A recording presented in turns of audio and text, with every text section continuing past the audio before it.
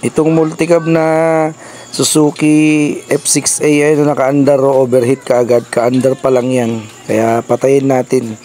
Tignan natin kung anong dahilan ng pagka-overheat niya. Ayan mga mix mga paro. 6 AM tumawag sa amin. Pinuntahan namin kaagad. Overheat daw to. At ang sabi niya sa tawag ng may-ari ay nagpa-overhaul lang daw sa ng radiator. Tapos pag uwi niya, overheat na siya. And then yung panel gauge niya ay nakasagad yung temperature gauge niya na nagsasabing overheat na kagad. Kaya tubigan mo. Hinangin nga oh. Ayun oh, bumubula siya. Kaya may posibilidad na mag-overheat yan, lalo na pag bagong overhaul ang inyong radiator. Kapag di nyo na-blade yan, dahil nandun sa dulo yung radiator, patay. Overheat talaga kayo dyan. Kapag susi mo nito kahapon, ang nangyari doon, susi natin no, ka-under pa lang, ayan. Overheat na kagad oh. Kasi doon sa may sender mo ng socket ay nag-ano siya, nagmi-mistake siya. Ayan, overheat na siya.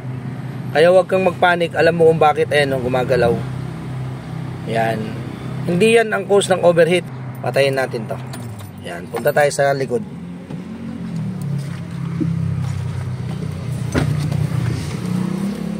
Asan Jer? Daryl.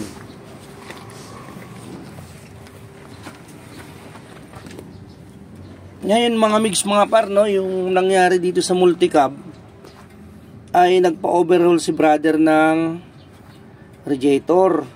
Ngayon, pagka ganito na rear engine, huwag kayong magtitiwala sa mga radiator shop na halimbawa ibabalik nila yung radiator na hindi nila i-blade to. Ito mga mix mga paro. Kailangan bago kayo magtubig dun sa unahan, bukas na. Bubuksan nyo to.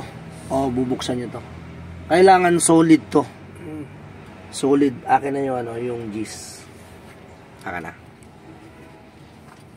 Ito naka-open. Ito mga mix mga paro, bubuksan nyo lang to. Tapos pwede nyo rin ipahipan doon sa radiator. Pagka hinipan na sumolid na yan. Ayan. No, ayan. Pag solid na ganyan mga mix mga par, no, okay na yan. Kinuha ko kanina na umaandar, wala siyang ganitong continuous. Yan. Kung napansin nyo, di ba? Di ba kanina wala? Wala. Sino ba yung nandito kanina? Kami dalawa. Oo, di ba? Wala. O, ngayon, okay na, di ba? O, normal na to. Kapag nag-overheat pa to, dahil na-overheat nyo na to, dahil yung dati pang kinuhanan mo baka mag-overheat, eh, hindi na natin kasalanan. Pero sinasabi ko sa'yo, maganda to. Hindi na mag-overheat to kasi nagkahangin lang ang hose mga mix mga par. Ang problema nitong rear engine na F6A ay ayan no, nahugot yan no, yung pinaka wire na papunta na sinusuot sa sender. Ngayon, pagka nadikit dyan sa body ground na yan, sigurado kakabahan ka talaga dyan dahil yung fuel gauge mo dun sa unahan ay fuel. Yung temperature gauge mo ay tataas yun. Sigurado overheat ang nakikita mo doon, pero ang makina mo ay hindi mag-overheat. Pero parang nag-overheat daw kahapon dahil base sa kwento ng may-ari ay ano siya, nag-usok daw din ang makina. Kaya nakita nyo naman yung unang video natin ay bumubula siya. Kaya need talaga na i-blade yan no.